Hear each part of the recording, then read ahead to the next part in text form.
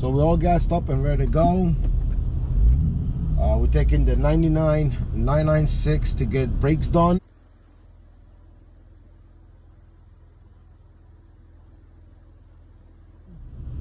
All around, he needs it. Got peg IDs.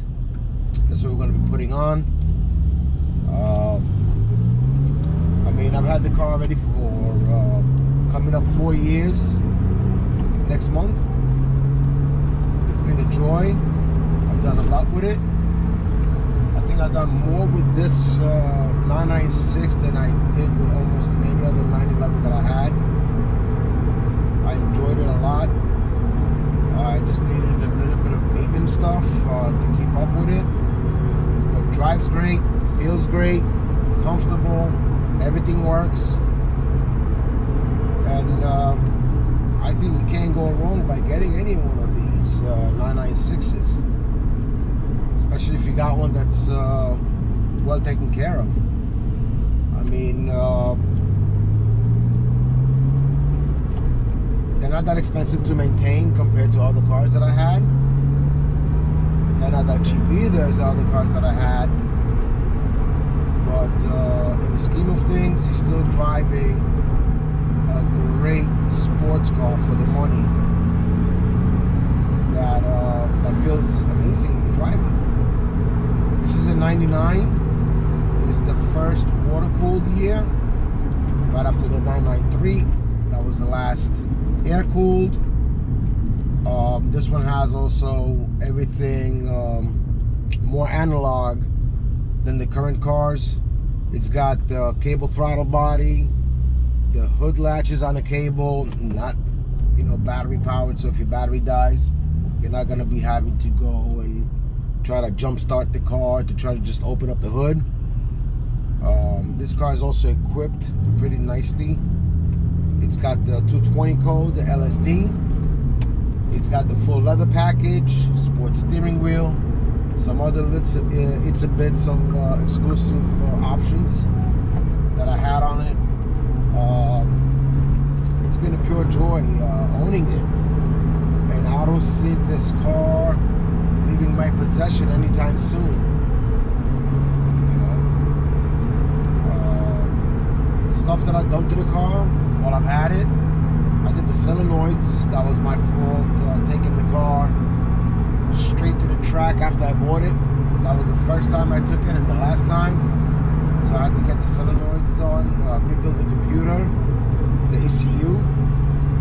I did everything in one shot already. That was like about a $3,500 bill. And brakes, at the time I did the brakes, just the pads without the rotors, so that was not that bad. That was about $300, $400 at the time. Consistent oil changes on time. It's either with miles all the time. Currently the car has 86,000 miles. I bought the car with 69,000 miles. So in 4 years I averaged what, about 4,000 miles a year. But it gave me a lot of smiles for the miles.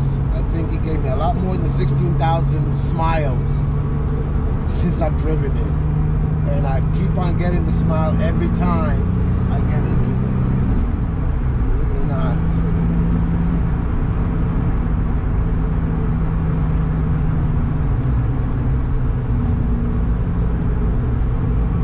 If anybody's in the market for 911, this is going to be your first 911. I mean, if you got the money, yes, you can splurge and go the 991.2s or 991.1s or get a 992. Yes, newer, you can't go wrong.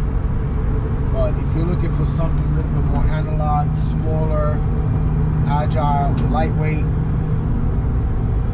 driver's car, then I would definitely recommend getting a 996.1 or 996.2. I mean, you can't go wrong with this car, especially for the money. I mean, when I picked this car up 4 years ago, I had 2 other air-cooled cars in my possession, and people were telling me, "Oh, what are you doing? Why are you getting this car?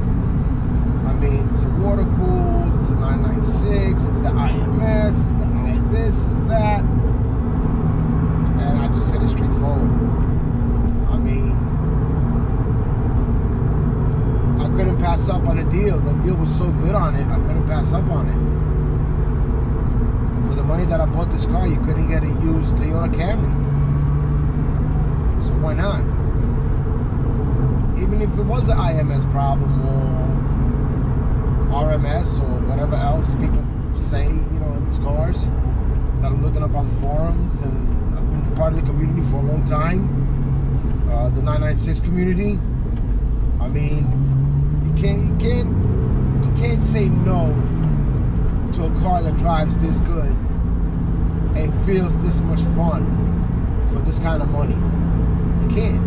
Yes, prices have risen significantly since I bought this car, but I'm not in it for making money on this car. I bought it because I wanted to enjoy it and have, you know, more driver friendly, more comfort, and still have that analog feel on the car. I mean, I do have another 997, which I bought, Aero package car. That's also a really great car to drive, a lot of fun. But there's just something about this 996, I love being in it. I've been making more content on the 996 and the 997 and telling you guys how is it to live with these kind of cars and ownership, and you know what they're capable of, and is it worth it or not, the investment in one of these. Me personally, I think yes, it is worth it, because you do get a lot of car for the money, especially if you find yourself a nice example, well taken care of, maintained. Yes, everybody's got to tell you service histories and all that stuff. I mean, I don't keep records of everything I did to the car, but I do have some receipts and stuff that I've done.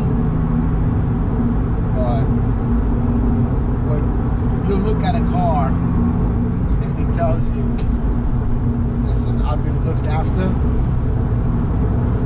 then go with your gut feeling and just get it. You can't go wrong, especially if you know it's something you're looking for and something you want. You can have all the receipts in the world, but if something's gonna go wrong, it is gonna go wrong. Trust me, this is from experience. I've had cars that had a book full of receipts, and if something had to go wrong, it went wrong on it. So I guess that's why I had a book full of receipts, because this stuff was going wrong on it.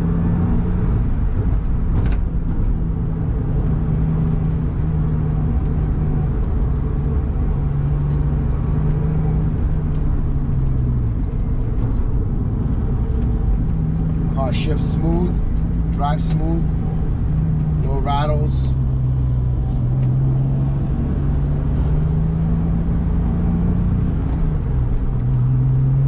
Noises. You can't go wrong with this car. People say yes, the headlights. I kind of like the headlights. I don't mind having something different.